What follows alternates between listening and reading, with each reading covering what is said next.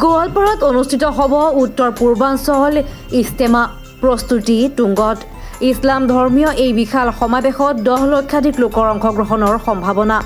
নামনি অসমৰ গোৱালপাৰা জিলাত উত্তৰ পূৰ্বাঞ্চলৰ ইজতেমা জয়পুৰ নলংগা ৰাহাডুবি আৰু জুনকাইপাৰা সংযোগী পথাৰত অনুষ্ঠিত হ'ব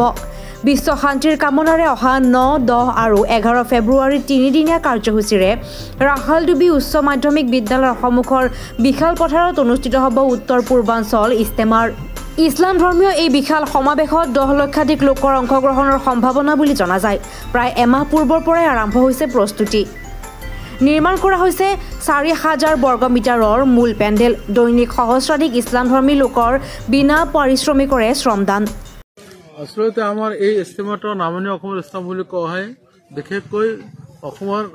8খন জিলালৈ এই ইজতেমাটো আয়োজন কৰা হৈছে ইয়াতে বিভিন্ন জিলাৰ পৰা ধৰ্মাৱলম্বী মানুহ আহি 8, 9, 10, 11 তাৰিখলৈ তেওঁলোকে সময়ত হ'ব আৰু ইয়াতে বিশেষকৈ ইছলাম ধৰ্মৰ কিছুমান গুৰিয়াল মানুহ আহিব তেওঁলোকে ইয়াতে ধৰ্মৰ বিষয়ে বহুত আলোচনা কৰিব মানুহবিলাক দিনৰ প্ৰতি কেনেকৈ আকৰ্ষিত হয় ধৰ্মৰ প্ৰতি কেনেকৈ আকৰ্ষিত হয় আল্লাহৰ ৰসুলক কেনেকৈ তেওঁলোকে আসলতে আমাৰ এই ইজতেমাৰ মূল উদ্দেশ্য হৈছে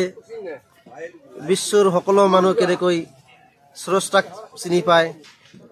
পৃথিৱীতে শান্তি কায়েম হয় শান্তি প্ৰতিষ্ঠিত হয়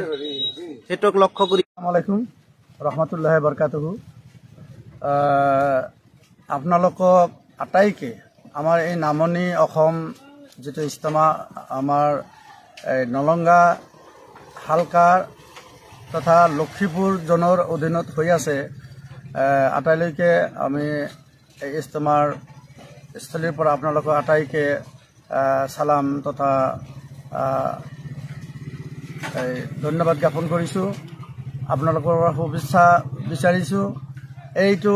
আমাৰ কাৰণে এটা গৌৰৱৰ কথা যে আমাৰ নামনি অসমত বিশেষকৈ আমাৰ গোৱালপাৰা জিলাত এয়া প্ৰথমবাৰৰ কাৰণে এনেকুৱা এটা ইজতেমা এই ইজতেমাৰ উদ্দেশ্য হৈছে আমাৰ ইছলাম ধৰ্মাৱলম্বী মানুহবিলাকে যাতে দিন ইছলামৰ প্ৰতি মানুহ অলপ সচেতন হয় মানুহ শান্তিতে বসবাস কৰে বিশ্ববাসী যাতে শান্তি মিলাপ্ৰীতি সম্প্ৰীতি বিভিন্ন ধৰ্ম জনগোষ্ঠী যাতে মিলাপ্ৰীতিৰে আমি বসবাস কৰিব পাৰোঁ এই উদ্দেশ্যে আমাৰ এই ইজতেমাটো মানে আসলতে অনুষ্ঠিত হৈ আছে গোৱালপাৰাৰ পৰা ইকৰামুল হুছেইনৰ ৰিপৰ্ট DA 365